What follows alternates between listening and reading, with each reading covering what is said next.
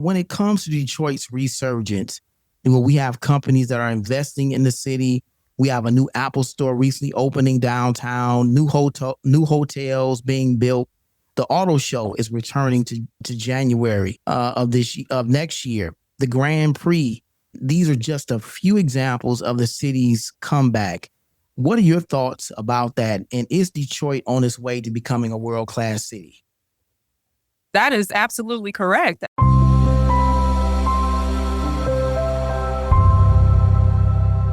All right, guys, we are back and we're very excited, as I said in the beginning, to be talking to this talented and gifted journalist, Darylyn Horn. She is with us on this week's edition of the Thinking Out Loud radio show. And as we get ready to wrap this interview with this journalist, I just want to touch on something that I'm seeing here in the city and want to get her thoughts about it. When it comes to Detroit's resurgence, we have companies that are investing in the city. We have a new Apple store recently opening downtown, new hotels being built. The auto show is returning to January of next year. The Grand Prix. These are just a few examples of the city's comeback.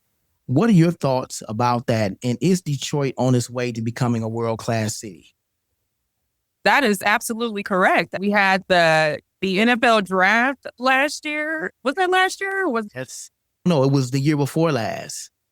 Really? Oh my God. Yeah, okay. Yeah, because It was in Green Bay. No, it was in early. I'm sorry, it was last year, 24. Yes. Yeah, it was last year. It was last year.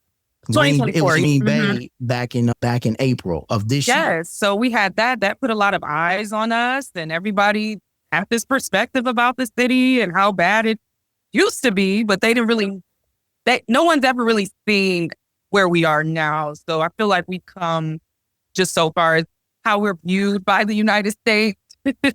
So yeah, the resurgence is definitely, on the up and coming. In the Apple store, that's going to bring a lot of dollars to the downtown area. A lot of affordable housing is being built left and right around the city. So that's going to bring more people here to want to build a life here. And it makes me proud to watch it all happen because I grew up in the city, and just to be a journalist here, it's a total honor. It's always been my goal. Yeah, that's safe to say. That is safe to say. And I'm sure it's exciting for you, someone like you said that grew up in the city and is now reporting about the city. You're immersed. You're like in the center of it all, and I know that just makes your job more exciting.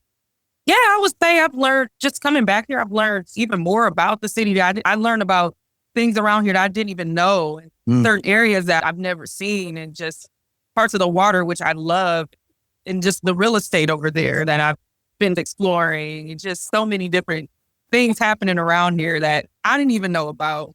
So it is fun to watch it all just happen before my eyes, and I can't wait to look back and say, I remember when. Absolutely. Absolutely.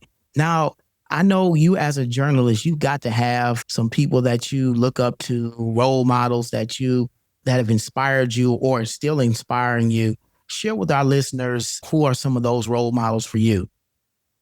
I would have to say my first role models that I've watched for most of my life, some are local. Rhonda Walker, love her. Huel Perkins, my mentor. Monica Gale, love her. Yeah, Miss Carmen, love all the Channel 7 reporters. And some of them that are my age here too, that are working in our field right now in the city, especially the ones that I work with. Love Jackie Page, Murray Feldman. It's just a lot of them. There's a lot of them. I can keep going, but some of my mentors are people like Huel Perkins, Monica Gale, former Fox 2 anchors. I keep in touch with them for advice all the time.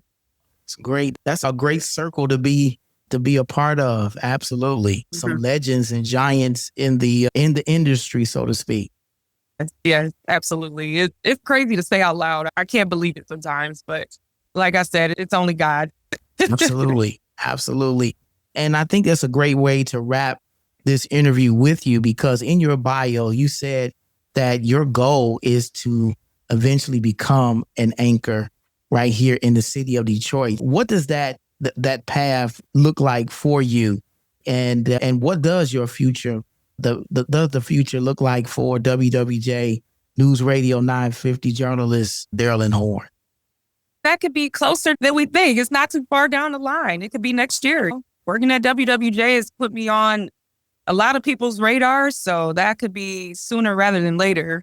So I'm just putting that out there. We don't know when, but it's closer than we think. It's closer than. That is awesome. Tell our listeners how they can follow you. I already follow you on Instagram and I believe on Facebook, so that, and even your YouTube channel as well, so that they can keep up with you and all the work that you're doing as a TV journalist with WWJ. Yeah. So the best way to get in touch with me, if you have story ideas or just want to keep up with the latest happenings around the city, you can follow me on Instagram and Facebook and Twitter at Darylyn Horn TV, DARYLINHORNE TV. My YouTube page hasn't been too active because I've been on the radio, so I don't need to put content out there right now. But yes, Facebook, Instagram, Twitter, you can definitely follow me and just learn what I'm up to. Or if you want to go down memory lane, I've come very far, but everything's out there for everyone to see. Yeah. That sounds good. I want to thank you for taking the time out of your busy schedule to be our guest right here on the Thinking Out Loud radio show. We wish you nothing but success in all that you do. And we hope that you stay a friend of the show. We want to have you back on to talk politics, chop it up about whatever it is that might be going on here in the city or even around the country and the world. Ladies and gentlemen, thank you again to WWJ journalist Daryl Horn for being our guest on the Thinking Out Loud radio show.